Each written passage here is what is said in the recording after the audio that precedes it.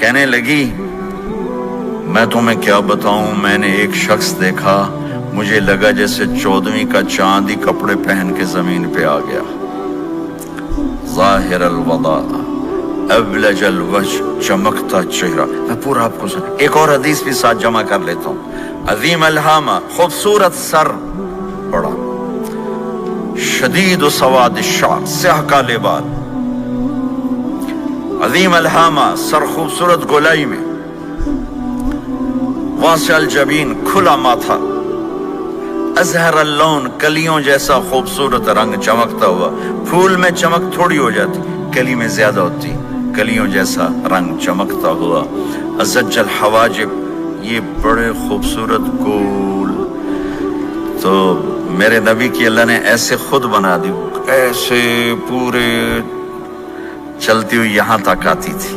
من غیر قرن، یہاں بال نہیں تھے، یہاں غیر قرن، یہاں بال نہیں تھے۔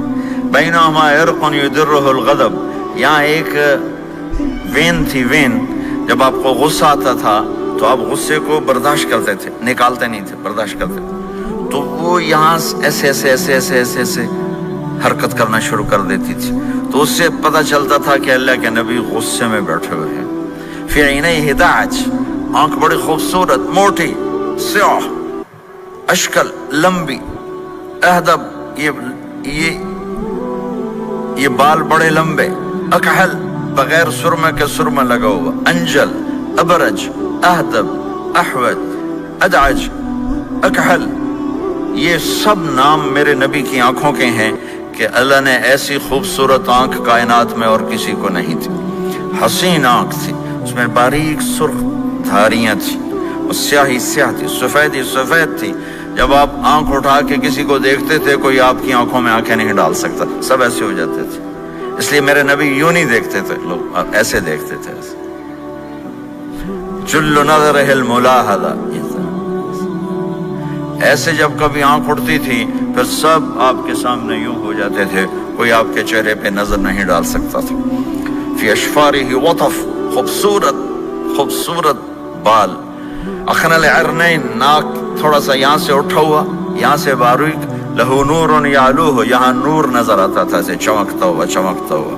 ضلیع الفم، ہونٹ بڑے خوبصورت، کھلے ہوئے کھلے ہوئے اور چوڑے منہ کے ساتھ۔ اشنب براق الثنایا، مفلج الاسنان، دانت ایسے گولائی میں خوبصورت چمکتے ہوئے، جب کبھی آپ مسکراتے آپ کے دانتوں کا نور دیواروں پہ پڑتا ہوا نظر آیا کرتا تھا۔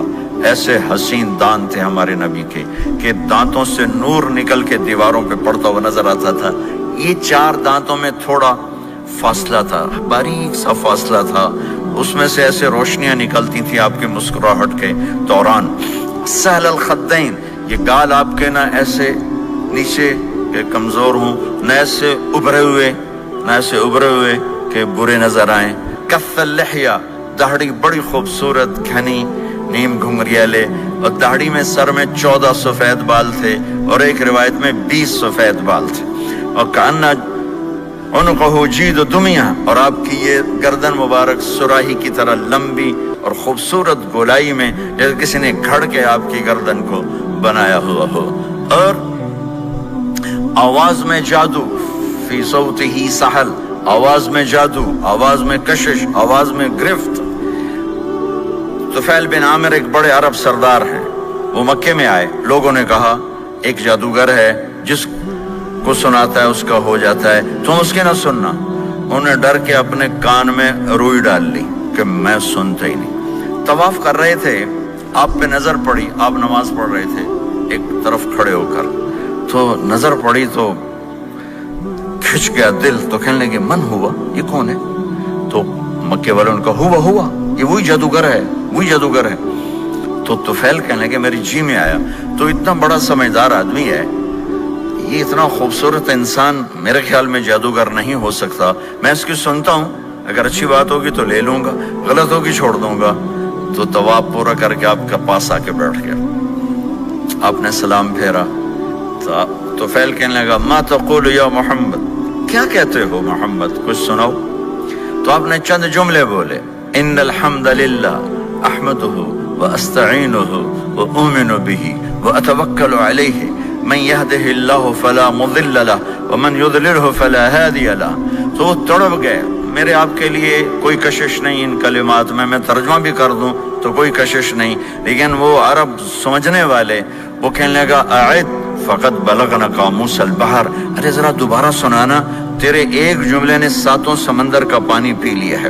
تو آپ نے دوبارہ سنایا ان الحمد للہ احمدہ واستعینہ واؤمن بہ واتوکل علیہ من یہدہ اللہ فلا مضل لہ ومن یضلل فلا ہادی لہ. تو کہنے لگا مجھے کلمہ پڑھا دے، مجھے کلمہ پڑھا دے. آواز میں ایک کشش تھی، جو سنتا تھا وہ کھچ جاتا تھا. خوبصورت آواز.